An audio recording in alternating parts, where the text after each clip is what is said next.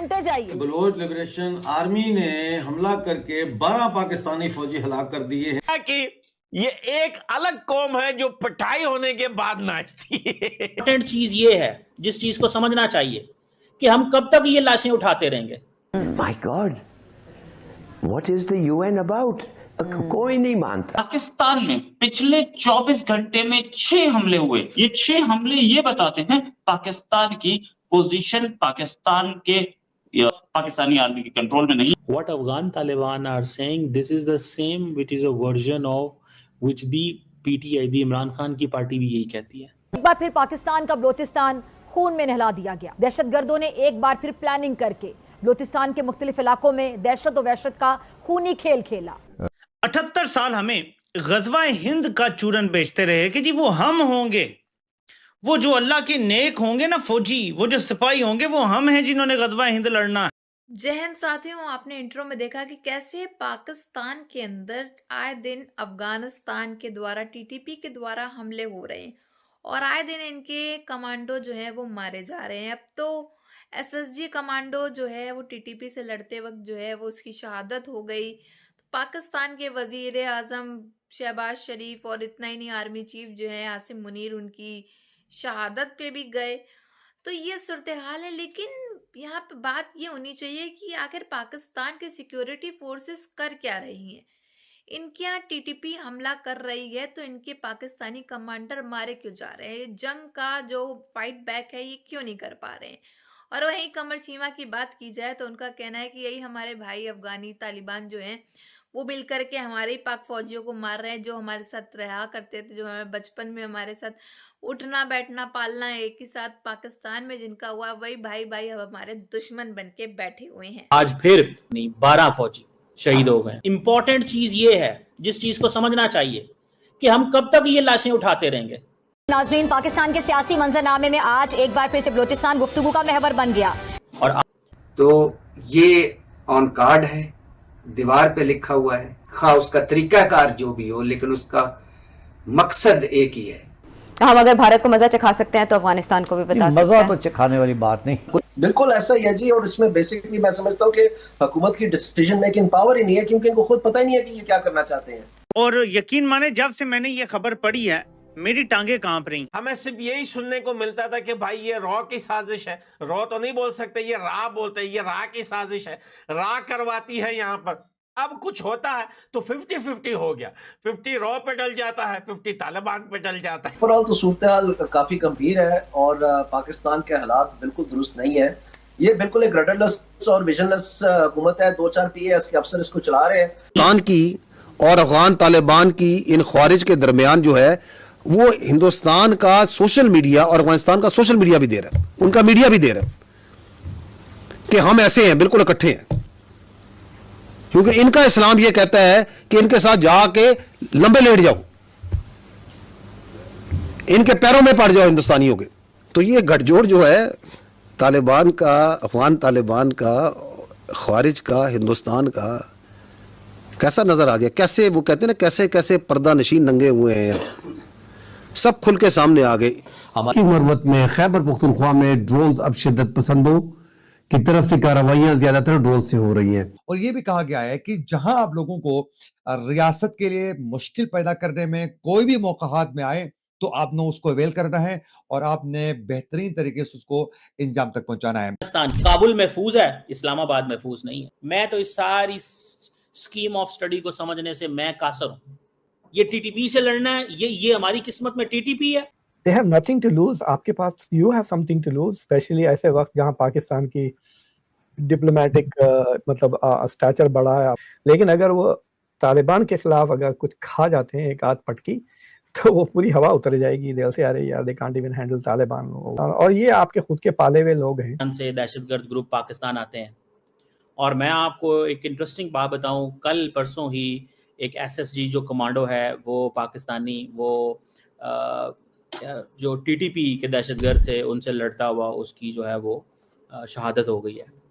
और आज फिर पाकिस्तान का जो वज़ीर आज़म है वो बनू गए हुए हैं, जहाँ पे मज़ीद पाकिस्तानी जो अफसर हैं और जवान जो हैं उनको टीटीपी से लड़ते अपनी 12 फौजी शहीद हो गए, 12 फौजी शहीद हो गए। अब आप इमेजिन करें कि ये कितना ज्यादा एक चैलेंज पाकिस्तान के लिए बन चुका हो। अब करेंगे तो अगर अफगानिस्तान से जहां से अटैक आ रहा है, जहां से दहशतगर्द आ रहे हैं, तो हम उस जगह पे जाके क्यों नहीं मारते?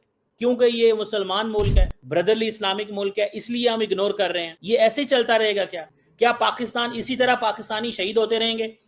SSG कमांडो, आपको एहसास नहीं है, मैं वो देख रहा था कि पाकिस्तान का जो SSG कमांडो है, उसका बाप और उसका मामू जो है पाकिस्तान जिंदाबाद के नारे लगा रहे थे। बेटा शहीद हो रहा है और भाई कह रहा है रोना मत, बेटा शहीद है, भाई शहीद है। हमसे कल्चर मिलता है, मजहब मिलता है, सब मिलता है, लेकिन 21 साल में हमने ये देखा है कि हमने उनके लिए सब कुछ करके देखा, मगर जितना दिल उनका वो विदाउट कल्चर मजहब वालों के साथ मिलता है ना, यहाँ नहीं मिलता। सो या एग्जैक्टली, ये आप आज भी लिख के रख लें, 15 साल बाद भी अगर हम जिंदा हुए तो यही बात कर रहे होंगे। Afghanistan is now sustaining its power on the basis of war economy.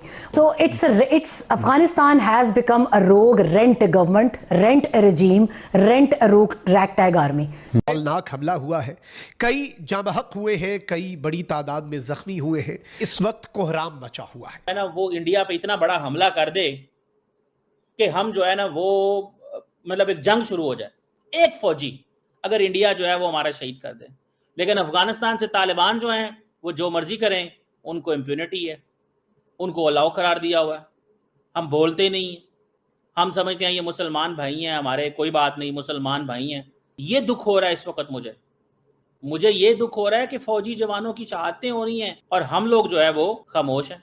मतलब ये अफगानिस्तान जो है वो तो सिक्योर है, और पाकिस्तान क्या है? मतलब पाकिस्तान की फौज ने और अवाम ने और सिक्योरिटी फोर्सेस ने इसी तरह टीटीपी के साथ लड़ना है और अफगान तालिबान की कोई जिम्मेदारी नहीं है। मुझे ये बताएं, जब पाकिस्तान के वजीर खारजा चाइनीज वजीर खारजा को लेके अफगानिस्तान गए तो मकसद ये था कि अफगान तालिबान को समझाया जाए कि इन दहशतगर्दों को रोकें, ये टीटीपी से लड़ना है, ये हमारी किस्मत में टीटीपी है। क्यों नहीं हम अफगानिस्तान को सबक सिखा सकते? या हम ऐसे ही रहेंगे, या हम इंटरनेशनल कम्युनिटी को भी बताने में नाकाम है कि भाई जब दुनिया चाहती थी कि अफगानिस्तान में कि हम किसी तरीके से अफगानिस्तान के साथ अपने ताल्लुकात को बचा लें। एक तरफ से पाकिस्तान जो है वो सैलाब आ रहे हैं, सोसाइटियल चैलेंजेस हैं, लोगों की जान माल इज्जत मुश्किल में पड़ी हुई है। आज महीना हो गया सैलाब आया हुआ पाकिस्तान में, उससे हम अलहदा डील कर रहे हैं। ये टीटीपी हम जो अलहदा वो हमें मारते हैं। तो यहाँ तो हमें ये फैसला कर लेना चाहिए कि जहां से थ्रेट आ रहा है वहीं पे जाएंगे हम, जहां से थ्रेट आ रहा है वहीं पे जाएंगे। अगर हम ये नहीं करते, याद रखिएगा एक बात, फिर आप अपना अंदाजा लगा लें कि इसके कॉन्सिक्वेंसेस हो सकते हैं बहुत ही सीरियस। और ये चीज मर्सनरीज का, जिन्हें खैर अब कल पाकिस्तान के DGISPR ने इन्हें अफगान ग्रुप और एक कब्जा ग्रुप और इनके वजीर खारजा को सो कॉल्ड वजीर खारजा करार दिया, तो आप अंदाजा करें कि पाकिस्तान के सबर का पैमाना कितना लबरेज हो चुका है कि जिन्हें हम अफगानिस्तान की अबूरी हुकूमत बुलाया करते थे, उन्हें हमने तालिबानी रिजीम बुलाना शुरू किया और उसके बाद अब पाकिस्तान इन्हें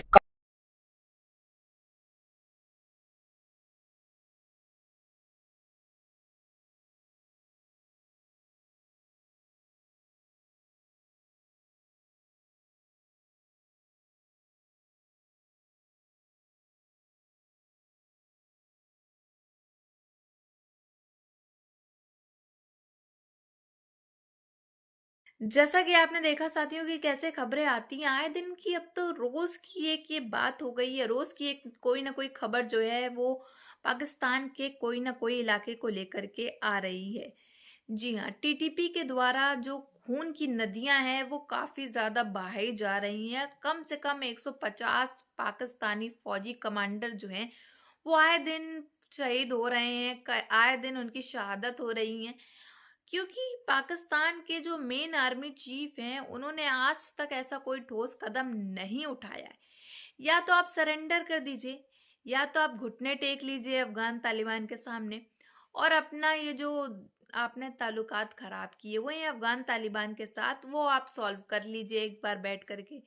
क्योंकि बड़ी बड़ी बातें करने से कुछ नहीं होता है, करना है तो आप कुछ करके दिखाइए। क्योंकि आपके फौजी मारे जा रहे हैं आए दिन 150 250 ऐसे ऐसे करके, जितने पाक कमांडर मारे जा रहे हैं उनके जो फैमिली है मेन असर तो उनको हो रहा है, आपको तो कुछ नहीं हो रहा। आप तो IMF से लोन ले करके पैसा ले करके अपने वेकेशंस में चले जाते हो और बड़ी बड़ी बातें। अब तो ख्वाजा आसिफ ने कह दिया हम IMF से 6 महीने के बाद देखिएगा पाकिस्तान कितना तरक्की कर जाएगा, ना हम लोन लेंगे ना हाथ पैर जोड़ेंगे IMF के। तो ये जो बड़ी बड़ी बातें दिया करते हैं, ये बड़ी बातें किया करते हैं, इससे बेटर है कि या तो आप सरेंडर कर दें, क्योंकि आपके अंदर इतनी खुद की हिम्मत तो नहीं है। क्योंकि मुल्क का खुद का आर्मी चीफ जो है वो बुलेट प्रूफ जैकेट में घूमता है, बुलेट प्रूफ मिरर के अंदर बातें करता है। तो इससे तो साफ तौर पे यही जाहिर हो रहा है ना कि आपके अंदर खुद का कॉन्फिडेंस नहीं है, तभी तो आपके साथ ये सब चीज़ें हो रही हैं और आप इसको झेल भी रहे हो। तो इससे अच्छा तो आप सरेंडर बोल दीजिए, आप सरेंडर कर दीजिए, तो आप जो है बच जाओगे, आपके पाक फौजी बच जाएंगे, आपकी खुद की जान बच जाएगी जिसका आपको काफ़ी ज़्यादा डर है। तो दोस्तों आपकी क्या राय है इसमें, ये भी कमेंट बॉक्स में ज़रूर बताइए। अगर वीडियो अच्छी लगी हो तो like share and comment and subscribe please.